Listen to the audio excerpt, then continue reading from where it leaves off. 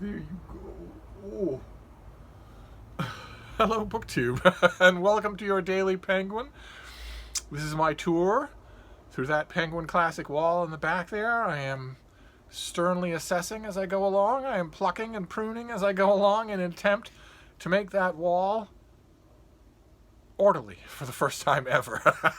And today we are doing a particular kind of penguin. We've mentioned a few different kinds of penguins that Penguin will do. Sometimes they just do a straight up reprint. The normal reprint racket, where you find a book that's in the public domain that is firmly canonical, Oliver Twist, and you either reprint it, just lock, stock, and barrel without even a glance over your shoulder, or you find somebody to write a quick new introduction, and you reprint that. You package those together and you reprint that. That's one thing that Penguin does. Another thing they do sometimes is to go out looking or commission new and elaborately great editions of a work. Great new introduction, tons of notes.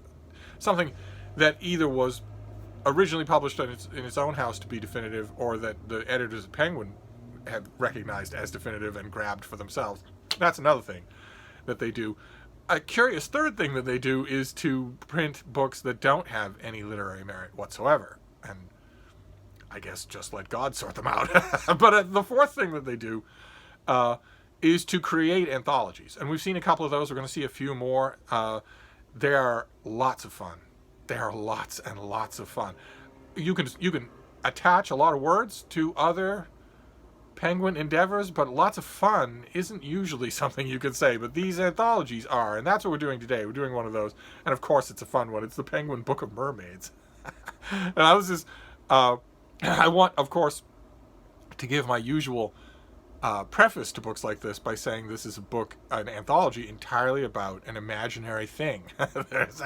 This is not a book commemorating a thing that really exists in the world. And I say that a little bit doubtfully, because, of course, BookTube has, at one point in its own history, had a merman as a booktuber.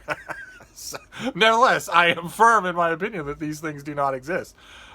This is a great, wide-ranging collection of mermaid snippets from all eras, all cultures, not only seamen, but also people on land. It's just amazing. And I should credit the people who did it. The editors are Christina Bakilega and Marie Alohalani Brown.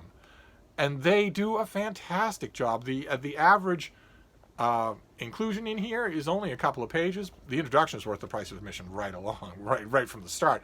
But then the snippets here and there are never very long. They underscore what you will probably know about Mermaid Lore, which is that some of it derived from lovesick male seamen out in the open ocean for long periods of time without any women, who saw manatees and fantasized from them that there were women living in the sea, voluptuous women living in the sea who were calling them to their doom. I'm going to speak from personal experience when I say that delusion can lead to great misfortune. Believe you me, falling under the romantic spell of a temptress manatee is no laughing matter. But one of the staple points of that mythology, that the mermaid is calling you to your doom, is an oblique reference to the fact that up until modern times, most mariners didn't know how to swim. Sometimes had a superstitious fear of learning how to swim. To them, falling into the ocean was dying. There were ways you could mitigate it. There were ways that you could do it controlled. You could sailing vessels would sometimes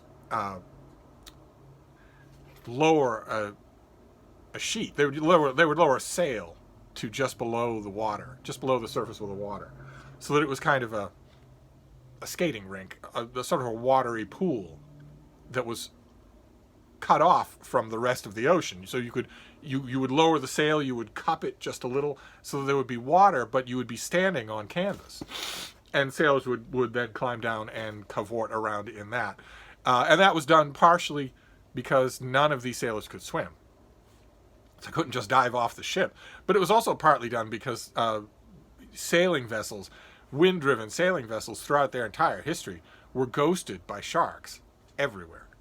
just everywhere. So even if you could swim, it would have been foolish to dive off a boat, because there were sharks of all sizes living literally in the shadow of your vessel and living off its trail of offal. Something big that's made of meat falls off the side of the boat. Some of those sharks aren't going to be too picky about taking a look. And you can get from that, I mean, you have that, all of those mythologies blending together. You have the fact that anybody who has ever spent time on the open ocean, for instance, in a diesel-powered vessel where you shut the engine off, or in a wind-powered vessel, the ocean can be full of sounds, strange airs and susurrations. It can be full of sounds that don't. They obviously aren't human. They obviously aren't made by anything human, but they obviously aren't nature either. They aren't the wind. They're made by living things. That happens all the time.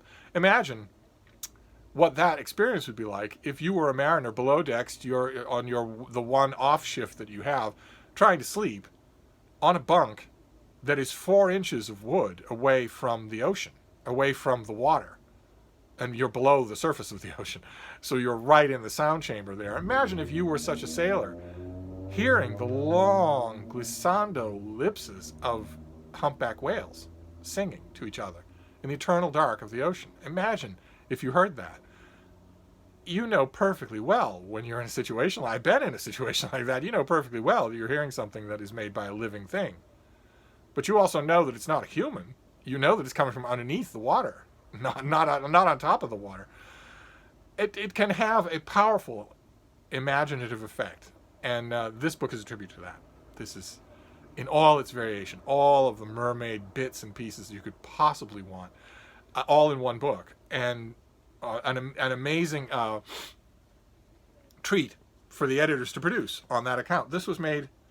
I have the pub sheet in here. This was made in 2019, so we probably saw this on this channel. I love it. I think it's just fantastic watching some of these mermaid fads come in and out of vogue, and the mermaid details, things that don't show up, things that don't enter into the imagination of this thing, of this construct, and these two editors do a great job of just bringing all of that together.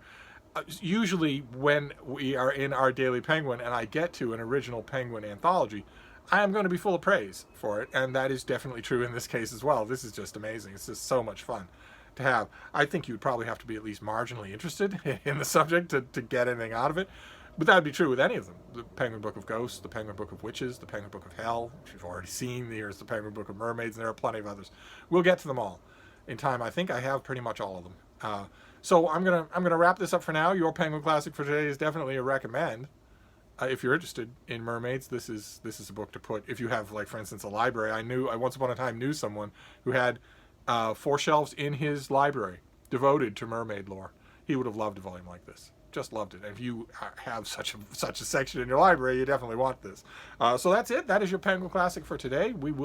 I will wrap this up for now, but who knows what we'll encounter tomorrow. We're all over the map here, not in any kind of thematically unified area. That's all right.